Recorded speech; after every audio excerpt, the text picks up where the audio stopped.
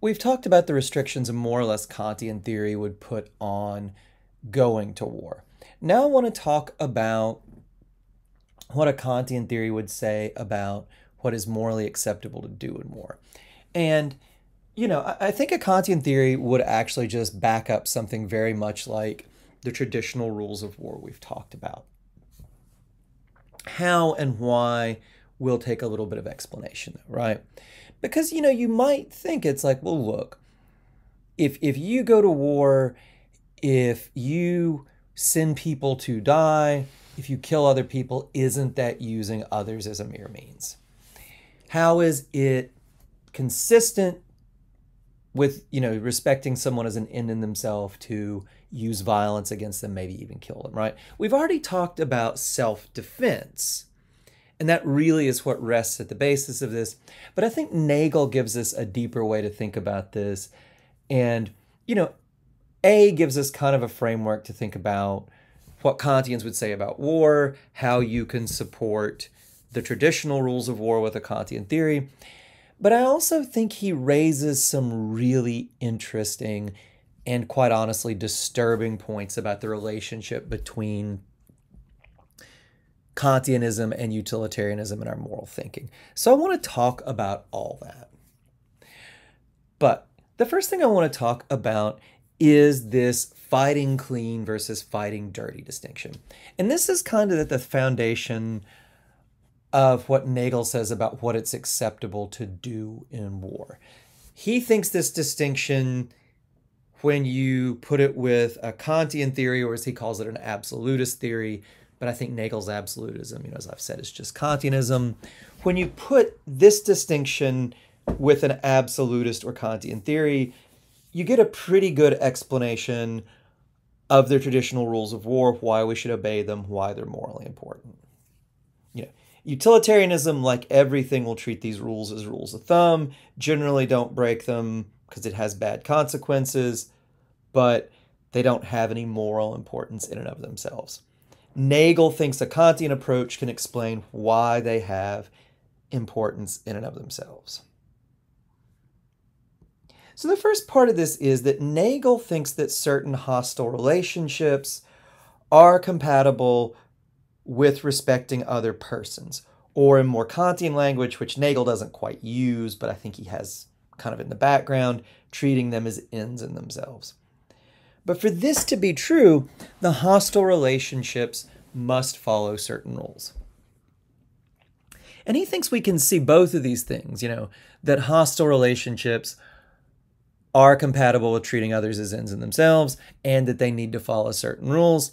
If we think about the ordinary distinction we draw between fighting clean and fighting dirty. And Nagel gives us a couple ordinary cases that are pretty far away from the ethics of war, right? He says, well, look, let's take one, right? Let's say you're having an argument with a cab driver, right? He wrote this in the 70s, Fill in another example. I know cab drivers, Nagel might be, imagine you're having an argument with your friendly neighborhood blacksmith, right? But the idea is the cabbie is trying to cheat you over a fare. Well, what is it acceptable to say to him or do, and what is it not?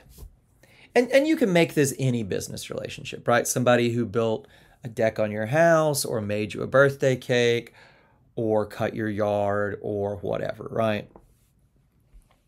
You might say, look, you can call the person a cheat. Other relationships, like let's say they built a deck or made a cake, you can call them incompetent, you can call them stupid, you can say they don't know how to bake. All of that seems fair, right? But let's say you insult the person on the basis of their race or religion or their looks, right? Now, some of this probably already just says bad things about you and your character, but it also seems like you've wronged him, right? If you start making fun of the way the guy looks, if he has a facial scar or something and you start making fun of it, that seems to have gone too far, right? Why is it you can call him a cheat, you can call him a liar, you can say he doesn't know how to do his job, you can threaten to sue him, All of that seems fair. But making fun of his appearance doesn't. Or think about this, right? Imagine, we take the cab driver case. Imagine he has a picture of his wife and kids on the dash. It seems like it would be crossing some kind of line to insult his children or his wife, right? Why is that? Or you can think of political campaigns, right? In the same way, look, you can call your opponent a liar. You can call him a cheat. You can call him or her a communist. You can call him or her a Nazi or imply that they're a Nazi. These are all very bad things, right? But in a lot of cases, they don't seem unfair, right? They might not be nice. They might not be true, but they don't seem to cross a line. But if you attack someone's family, someone's family who's not involved,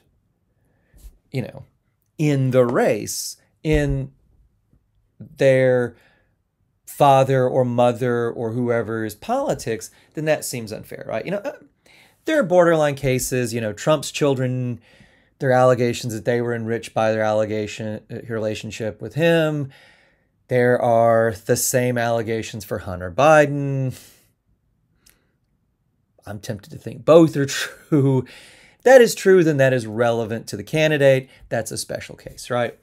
But if their wife or children have absolutely nothing to do with their politics, that's just crossing a line, right?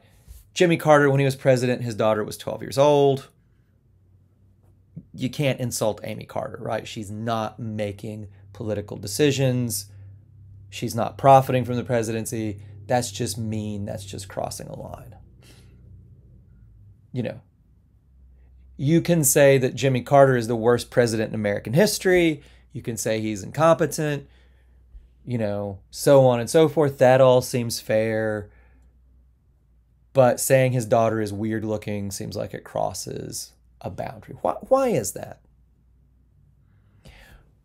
Other things with politics, you can't let the air out of the campaign bus's tires, right? Things like that.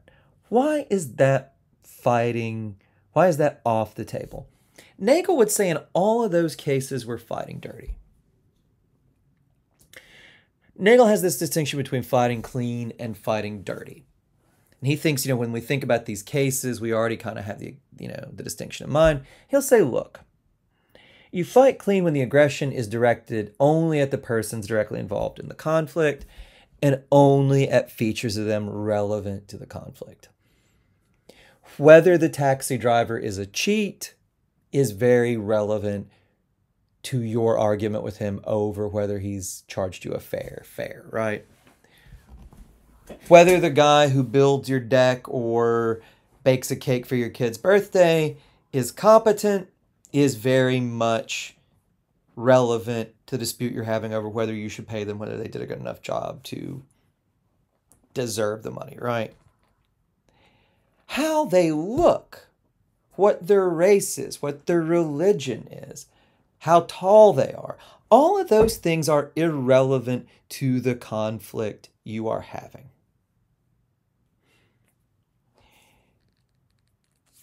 That is fighting dirty. What's more important in fighting dirty, or maybe even more important, is when you insult the person's wife or the politician's school-age child, you are dragging in people who aren't involved in the conflict. So Nagel says to fight clean, the aggression must be directed only at people who are directly involved in the conflict with you. You can't insult the taxi driver's wife and then say, well, she makes him breakfast and coffee every morning that gives him energy to go out and cheat people. No, that is not direct enough involvement. It must be targeted at the features that are relevant to the conflict. Whether they are fit for office if they're a politician, whether they have cheated you if they're a business person, right? You fight dirty whenever you direct your aggression at people not involved in the conflict, maybe because they're easy targets, or features of the person involved in the conflict that aren't relevant to the fight you're having, also because that might be an easy target, right? Well, Nagel says this fighting clean, fighting dirty distinction is relevant in war, and he thinks it makes sense of a lot of the distinctions, a lot of the rules of war, right? If you attack civilians, you are attacking people not directly involved in the hostile relationship. Enemy soldiers are a threat. They are directly involved in the hostile relationship. They are open to be targeted. And Nagel is very clear on this. It's like, it's the fact that they're a threat. It's the fact that they're involved in this hostile relationship that makes them a legitimate target. It's not anything morally wrong they have done. You know, there might be draftees in World War II who were, social democrats. That was one of the main opposition parties to the Nazis. They might be social democrats. They might hate Hitler's guts. They might want him to die. But if they're out there on a beach with a gun, they are involved in the hostile relationship. They are a legitimate target. There might be civilians who are truly evil people who will go to hell if it exists, who are not involved in the hostile relationship. They are not legitimate targets. They might be much more evil than a soldier it is justified to kill. The 50-year-old fanatical Nazi baker in Bavaria can't be killed, even though he is a horrible, horrible, horrible human being, right?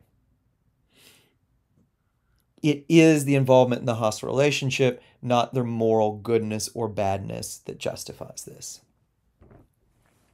POWs and detainees must be treated decently. Well, why? Once somebody has surrendered, they are no longer involved in a hostile relationship. For the purposes of Kantian moral theory, they are a person deserving of respect. Doing anything to them after they're no longer involved in the hostile relationship is treating someone as a mere means. It's wrong. Attacking civilians because they're an easy target is wrong, right? Decent treatment of the injured and sick, same principle, right? If someone's sick, too sick to fight or too injured to fight, they're no longer a threat. They deserve respect under Kantian moral theory just the same as anybody else. No use of mala inze weapons. Part of this just is they don't discriminate. They kill civilians indiscriminately. But Nagel thinks that, given the way that some weapons kill people, they go over the top and attack the soldiers as human beings and not just as soldiers, right? He talks about weapons that have a tendency to leave people maimed or disfigured after the war, right? Like fire, as he thinks, burning, as he thinks, something that probably goes above and beyond this. Gas, nuclear. So he thinks Malinze weapons, it's partially a large purpose, they just don't discriminate, but he thinks that they go far enough, or at least some of them do. They target the soldiers as human beings, target features of them that aren't relevant to the conflict. So, and now look, there are borderline cases here, right? You could not burn all the farms of an enemy because they feed the soldiers, right? They also feed civilians. I think Nagel would go even further in saying just feeding somebody is not supporting them as a soldier, not supporting only those features relevant to the hostile relationship. That would be wrong. Could you bomb arms factories? I think you could. That is very much relevant to the hostile relationship. What about military members of the military involved in support and logistics? Might be some closer calls, but in a lot of cases, I think so. Medics would always be off the table. They are just ministering to the soldier's needs as a human being, not just as a soldier. That would make sense, Nagel says, of the don't target medics part of, the Geneva Conventions. That's part of the decent treatment of injured and sick, you can't target the other side's medics, right? So hopefully, guys understand Nagel's basic framework and also how he thinks it makes sense of the traditional rules of war.